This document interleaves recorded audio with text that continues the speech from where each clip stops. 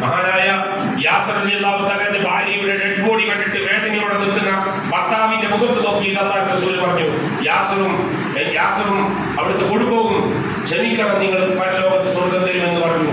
കച്ചപ്പാടിന്റെ നെരിപ്പോടിൽ വേദനയോടെ കറങ്ങി നടക്കുന്ന കാലത്ത് എന്റെ പ്രിയപ്പെട്ടവരെ, ആയത്തിറങ്ങി കുടുംബങ്ങളോട് നിങ്ങൾ പ്രബോധനം നടത്തണം. റസൂൽ എല്ലാരെയും വിളിച്ച്, ബന്ധുക്കളെല്ലാം, ഇളയപ്പ, മൂത്താപ്പ, ഉമ്മാമ, ഇളയമ്മ, മക്കള്, പേരമക്കള് എല്ലാവരെയും കൂട്ടിക്കൊണ്ട് വന്നിട്ട് കായബയുടെ സമീപത്ത് ജബൽ അബീ ഖുബൈസ് ചെറിയൊരു കയറ്റമുണ്ട്. അവിടെയുള്ള രാജാക്കന്മാരുടെ പായസം നിർമ്മിച്ചിട്ടുണ്ട്.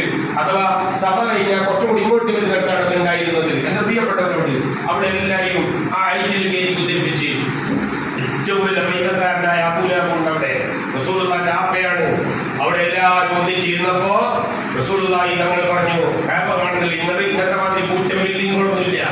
ആ കാബന്റെ ചുറ്റും അതിന്റെ മേലെയും അതിന്റെ ഉള്ളിലും വെച്ച കുറെ ബിംബങ്ങളുണ്ട്.